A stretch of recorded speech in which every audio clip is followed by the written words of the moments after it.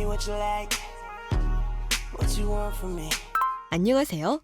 식품위생교육 두 번째 시간을 수강하러 오신 여러분을 환영합니다. 이번 시간에는 건강진단 실시 대상 및 방법과 종사자의 개인위생 관리 방법, 올바른 손 씻기 방법, 소분작업자 위생복장 착용 기준에 대해 자세히 알아보겠습니다. 그럼 본격적으로 학습을 시작해 보겠습니다. 여러분, 본격적인 교육을 시작하기 전에 개인 위생관리의 중요성에 대해 이야기해 보겠습니다. 개인 위생관리는 왜 중요할까요? 식중독을 일으키는 주요 원인 중 하나는 바로 비위생적인 종사자가 식품을 취급하는 경우입니다. 따라서 종사자의 개인위생관리는 매우 중요한 부분입니다. 오늘 교육을 통해 개인위생 관리 방법을 배워보고 안전한 기부식품을 제공하기 위한 위생기준을 배워보도록 하겠습니다. 건강진단의 정의와 실시 방법.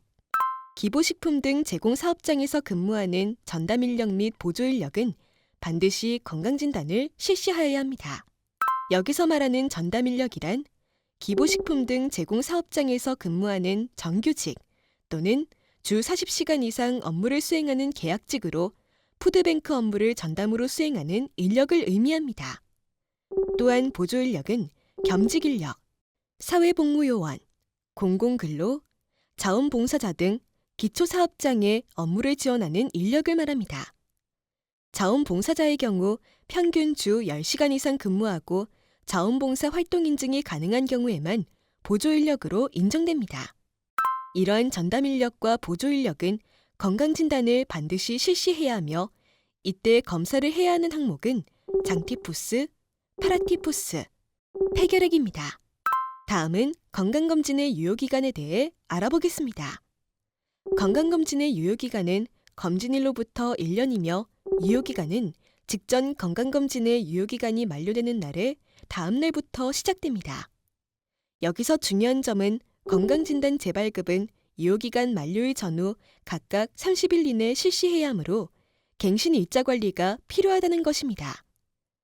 기부식품 등 제공 사업장에서는 종사자의 건강진단 결과서를 꼼꼼히 확인하여 매년 1회 건강검진을 실시하고 유효기간이 만료되기 전에 재발급할 수 있도록 철저히 관리해야 합니다. 특히 소분작업 및 밀봉되지 않은 신선식품을 취급하는 작업자는 반드시 건강진단 결과서를 발급받아야 합니다. 건강진단 결과서를 발급받지 않았거나 유효기간이 만료된 건강진단 결과서를 보유하고 있다면 식품을 직접적으로 취급하는 업무는 수행할 수 없습니다. 따라서 입사 전 또는 유효기간 만료 전 갱신관리가 필요합니다. 여기서 중요한 포인트가 있습니다. 식품위생법에서 요구하는 건강검진은 직장인 건강검진이나 채용검진 결과서와는 다릅니다. 따라서 이러한 결과서는 인정되지 않습니다. 다만 검사 항목에 장티푸스, 파라티푸스, 폐결핵이 포함되어 있을 경우에는 해당 건강검진으로도 인정될 수 있습니다. 종사자 개인위생관리. 이어서 작업 전 개인위생관리 방법에 대하여 알아보겠습니다.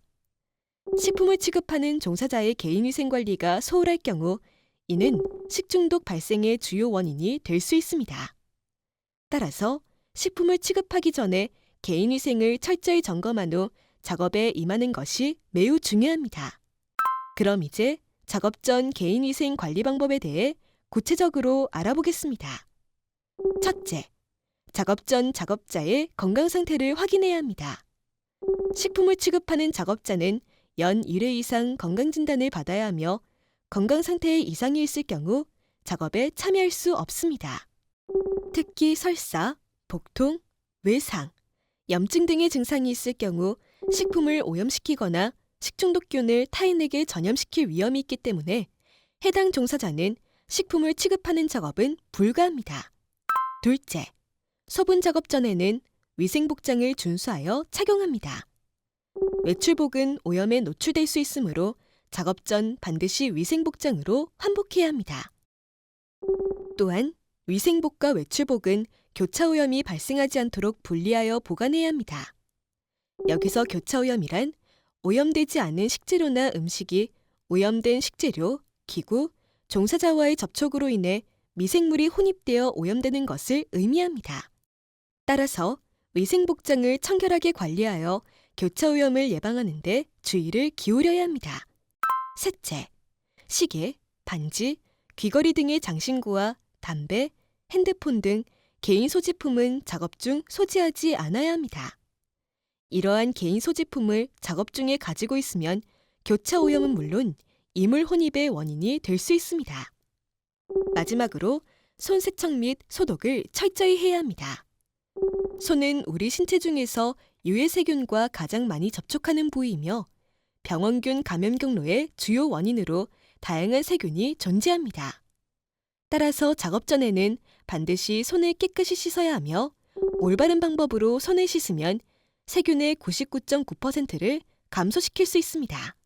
위생적인 손관리 방법. 자, 그러면 작업 전 개인위생 관리를 위해 올바른 손 씻기 방법에 대해 자세히 알아보도록 하겠습니다. 손은 우리가 자주 사용하는 신체 부위로 다양한 세균과 오염물에 쉽게 노출됩니다. 그래서 손을 올바르게 씻는 것은 식중독 예방과 위생 관리에서 매우 중요합니다. 그렇다면 언제 손을 씻어야 할까요? 첫째, 식품과 직접 접촉하는 작업을 시작하기 전에는 반드시 손을 세척해야 합니다. 음식이나 식재료의 오염이 전파되는 것을 막기 위해 작업 전 손을 깨끗이 씻는 것이 꼭 필요합니다. 둘째, 작업 중 화장실을 다녀온 경우에도 반드시 손을 씻어야 합니다. 화장실 사용 후에는 세균이 손에 묻을 수 있기 때문에 식품을 취급하기 전에는 반드시 손을 세척해야 합니다. 셋째, 점심시간이나 쉬는 시간이 되어 식사하거나 담배를 피운 후에도 외부 환경에 노출되었던 손을 깨끗하게 씻고 다시 작업에 들어가야 합니다. 넷째, 작업 중에 귀, 입, 코, 머리 등을 만지거나 간지러워서 긁은 경우 손이 신체 세균에 의해 오염될 수 있습니다. 따라서 손을 씻은 후 작업에 임해야 합니다.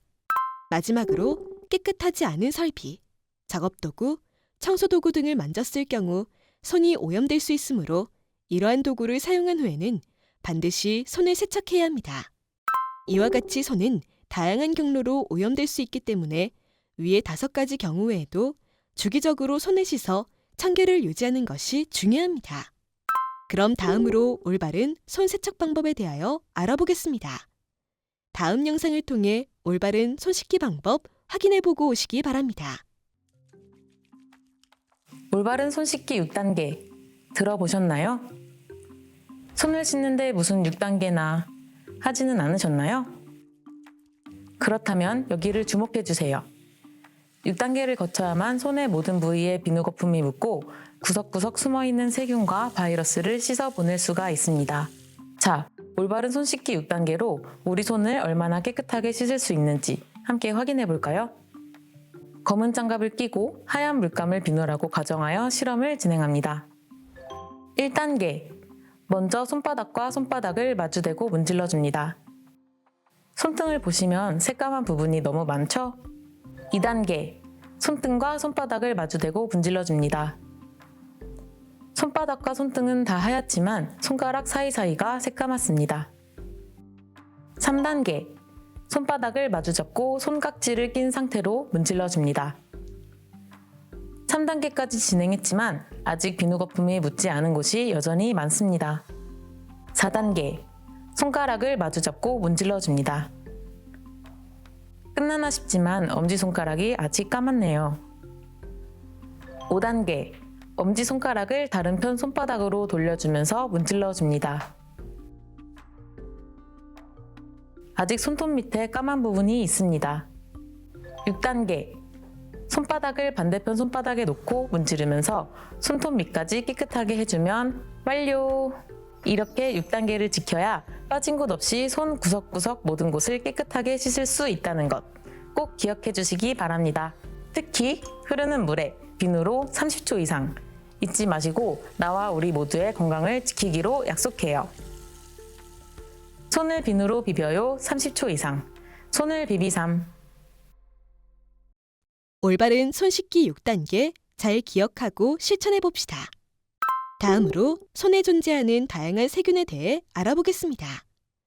대장균은 화장실 용변 후 손을 깨끗이 씻지 않을 경우 손에 남아있을 수 있는 세균이며 설사를 일으키는 시겔라균, 눈병을 일으키는 헤모필루스균, 기병을 유발하는 박테로이드균, 황달과 설사를 일으키는 간염 A 바이러스, 폐렴을 일으키는 뉴모니아균, 상처를 곪게 하는 슈도모나스균, 목을 아프게 하는 스트랩토균, 여드름을 유발하는 황색포도 상구균.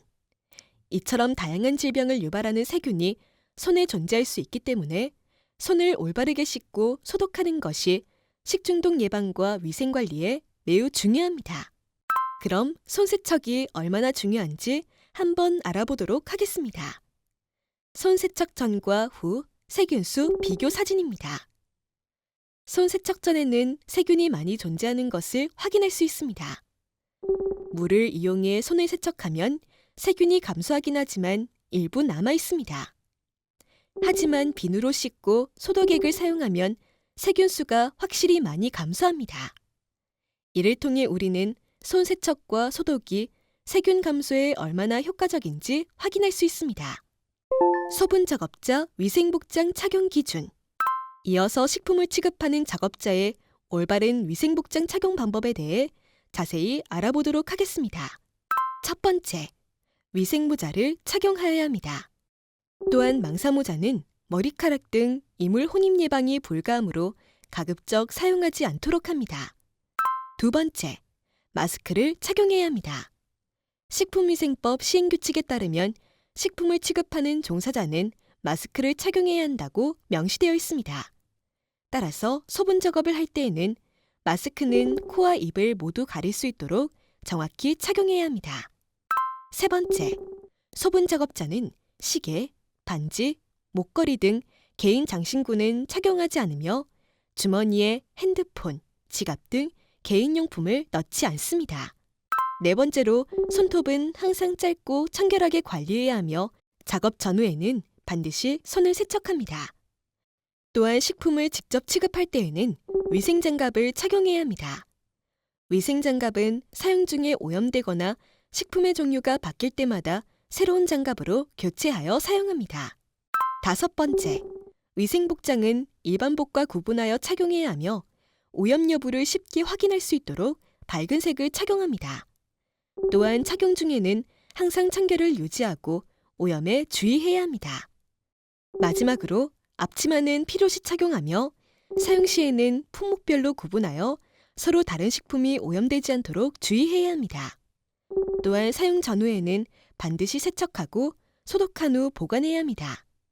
여기서 중요한 점은 2021년 11월부터 식품위생법 시행규칙이 개정되어 식품 취급시설 종사자의 모자와 마스크 착용이 의무화되었다는 것입니다.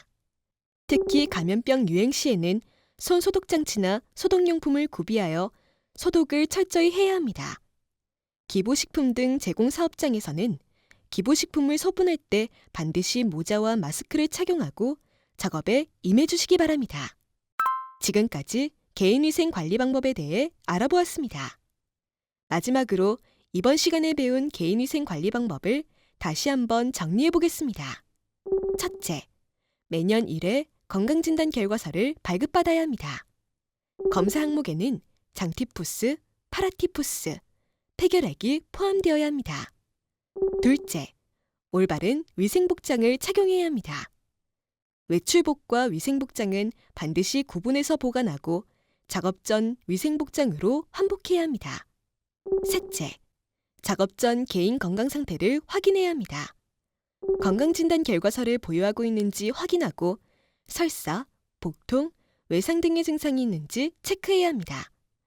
건강 상태가 좋지 않다면 식품을 직접 취급하는 작업에 참여하지 않습니다. 넷째, 작업 중에는 개인 장신구를 착용하지 않습니다. 시계, 반지, 귀걸이, 핸드폰 등은 작업 중에 소지하지 않도록 하여 교차 오염과 이물질 혼입을 방지해야 합니다. 마지막으로 손 씻기를 철저히 해야 합니다.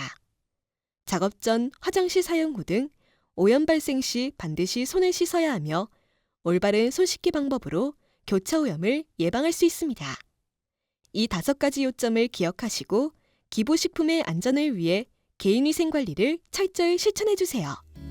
이상으로 개인위생관리 교육을 마치겠습니다. 수고하셨습니다.